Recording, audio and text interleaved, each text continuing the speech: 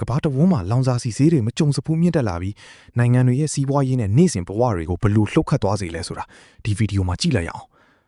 အခုမြင်နေရတဲ့တက်စီဆိုင်လိုလောင်စာစီလုံးဝမရှိတော့တဲ့အခြေအနေမျိုးတွေအထိဖြစ်လာခဲ့တာပါ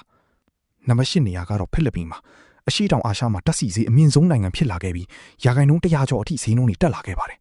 ဒါကြောင့်အစိုးရကအမျိုးသားအရေးပေါ်အခြေအနေဖြစ်ကြီးညာခဲ့ရပါတယ်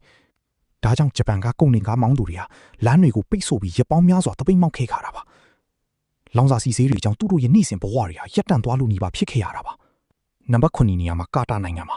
သူတို့ကကမ္ဘာကိုလောင်စာစီတွေအမြဲတမ်းတင်ပို့ပေးနိုင်တဲ့နိုင်ငံဖြစ်ပေမဲ့အခုတော့ပင်လယ်နီမှာဖြစ်ပွားနေတဲ့ပဋိပက္ခတွေကြောင့်ကြီးမားတဲ့တန်းဝေးတင်ဘော်တွေဟာဘေးကင်းစွာပို့ဆောင်လို့မရတော့ပါဘူးကာတာပြည်သူတွေအနေနဲ့လောင်စာစီကိုလွယ်လွယ်ကူကူဝယ်ယူနိုင်သေးပေမဲ့စာနဲ့ရိတ်ခါနဲ့အခြားကုန်ပစ္စည်းတွေရဲ့ဈေးနှုန်းတွေကတော့အရင်ကထက်အများကြီးမြင့်တက်လာခဲ့ပါတယ်ဒါကလည်းသူတို့အတွက်စိန်ခေါ်မှုတစ်ခုပါပဲနံပါတ်6နေရာကတော့ကျူဘာပါဒီနိုင်ငံမှာတော့ပြည်သူတွေဟာဓာတ်ဆီ40လီတာလောက်ပဲဝယ်ယူနိုင်ဖို့အတွက်15နာရီအထိတန်းစီပြီးစောင့်ဆိုင်နေရပါတယ်လောင်စာစီရှားပါမှုဟာကန်တာတိုင်းကိုထိခိုက်စေခဲ့ပါတယ်အမိုက်ကားတွေလောင်စာစီလုံးဝကုန်သွားတဲ့အထိဖြစ်လာခဲ့တာကြောင့်မြို့ရင်းလမ်းတွေဟာအမိုက်တွေနဲ့ပြိနှက်နေပြီးတန့်ရှင်းရေးလုပ်ငန်းတွေပါရပ်တန့်ခဲ့ရပါတယ်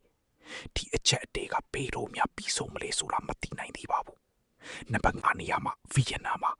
ဒီနိုင်ငံဟာနိုင်ငံတော်ရဲ့လောင်စာစီတိုးလောင်မှုကရက်30လောက်ပဲခံတော့မဲ့အခြေအနေနဲ့ရင်ဆိုင်နေရပါတယ်ဒါကြောင့်ပြည်သူတွေဟာဓာတ်ဆီဆိုင်တွေမှာကြိတ်တိုးတန်းစီနေကြရပါတယ်ပုံမှန်ဓာတ်ဆီဈေးကရာခိုင်နှုန်း90အထိမြင့်တက်ခဲ့ပြီးဒီဇယ်ဈေးနှုန်းကတော့ရာခိုင်နှုန်း80အထိပိုပြီးမြင့်တက်ခဲ့ပါတယ်ဒီအခြေအနေတွေကြောင့်ထိတ်လန့်တကြားဝယ်ယူမှုတွေဖြစ်ပေါ်ခဲ့ပါတယ်ပြည်သူတွေဟာနေ့စဉ်ဘဝတွေဆက်လက်လည်ပတ်နိုင်ဖို့ဓာတ်ဆီဆိုင်တွေကိုတိုးဝေပြီးတက်နိုင်သမျှဝယ်ယူစုဆောင်းနေကြပါတယ်ဒီလိုမျိုးအခြေအနေတွေဟာဘယ်တော့မှအဆုံးသတ်မလဲဆိုတာကိုတော့ဘယ်သူမှမပြောနိုင်သေးပါဘူးနံပါတ်4နေရာကတော့အိန္ဒိယပါဓာတ်ဆီဆိုင်တွေချက်ချင်းကုန်သွားတာမျိုးမဖြစ်ရအောင်အကြီးစားရေနံကုမ္ပဏီတွေဟာကိုပိုင်ကားတွေနဲ့ဆိုင်ကယ်တွေအတွက်တင်းကျပ်တဲ့ကန့်သတ်ချက်တွေချမှတ်ခဲ့ရပါတယ်ဆိုင်ကယ်တွေကိုလီတာအနည်းငယ်ကားတွေကိုတော့$10ဝန်းကျင်မို့လောက်ပဲတစ်ခါဖြည့်ခွင့်ပေးခဲ့ပါတယ်ပြည်သူတွေဟာသူတို့ရဲ့ကားနောက်ဖုံးထဲမှာပြပပုံးနေတဲ့ဓာတ်ဆီတွေကိုတည်ယူနေကြရပါတယ်နံပါတ်3နေရာကတော့ကင်ညာပါကမ္ဘာအကျပ်အတေးကကင်ညာကိုအပြင်းထန်ထိခိုက်ခဲ့တာကြောင့်သူတို့ရဲ့နိုင်ငံတော်ငွေကြေးပါပြိုလဲသွားခဲ့ရပါတယ်